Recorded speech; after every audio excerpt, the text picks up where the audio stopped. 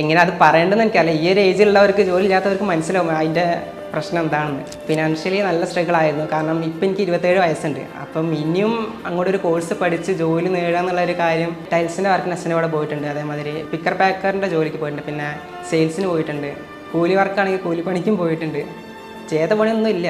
ഞാൻ കോഴിക്കോട് ടൈൽസിൻ്റെ വർക്കിന് പോകുന്ന സമയത്ത് സൈബർ പാർക്ക് അടുത്ത് തന്നെയാണ്. അപ്പം ഇതിന് മുന്നിൽ കൂടെ ഞാൻ എപ്പോഴും അങ്ങോട്ടും ഇങ്ങോട്ട് പോയി വരാൻ. ഞാൻ മനസ്സിലിങ്ങനെ ആഗ്രഹിക്കാണ്ട് ഇവിടെ ഒരു ജോലി കിട്ടായിരുന്നെങ്കിൽ ഒരു ഡ്രീം ആയിരുന്നു ഇങ്ങനെ കിട്ടുക എന്നുള്ളത്. പക്ഷെ അതെങ്ങനെ അച്ചീവ് ചെയ്യണം എന്നുള്ളൊരു ഐഡിയ എനിക്കില്ലായിരുന്നു. ഇപ്പോൾ നോൺ IT ബാക്ക്ഗ്രൗണ്ട് MBA ഇംഗ്ലീഷൊക്കെ എടുത്ത ഒരാൾക്ക് ഇങ്ങനത്തെ ഒരു കമ്പനിയിൽ എങ്ങനെ കയറാൻ പറ്റും എന്നുള്ളൊരു തോട്ട് ഉണ്ടായിരുന്നു.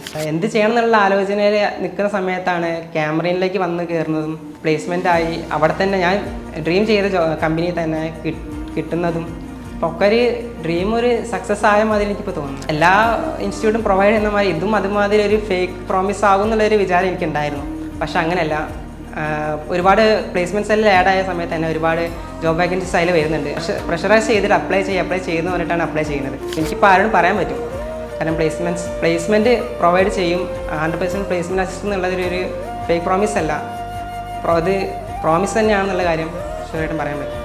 ക്യാമറിൻ്റെ അറ്റ്മോസ്ഫിയർ എന്നാൽ ഞാൻ 2-3 കോഴ്സ് വേറെ എടുത്തിട്ടുണ്ടായിരുന്നു. അപ്പോൾ അവിടെ വെച്ച് നോക്കുമ്പോൾ എത്രയോ ബെറ്ററാണ് ക്യാമറിൻ. നല്ല ഡിഫറെൻ്റ് ആയിട്ടാണ് തോന്നിയത്. കാരണം അറ്റ്മോസ്ഫിയർ ആണെങ്കിലും ഇവിടുത്തെ കൊളീഗ്സ് ആയാലും ടീച്ചേഴ്സ് ആണെങ്കിലും എല്ലാവരും നല്ല പെരുമാറ്റമാണ്. പിന്നെ പഠിപ്പിക്കുന്ന കാര്യമാണെങ്കിലും പ്രത്യേകിച്ച് പറയേണ്ട ആവശ്യമില്ല. JD സാറിൻ്റെ ക്ലാസ് ആണെങ്കിൽ തന്നെ വളരെ പോയായിരുന്നു. Communication class.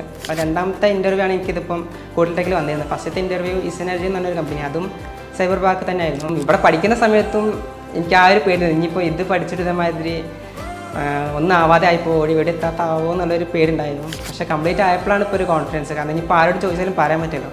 ഒരു ജോലിയുണ്ട്, സോഫ്റ്റ്വെയർ ടെസ്റ്ററാണ്,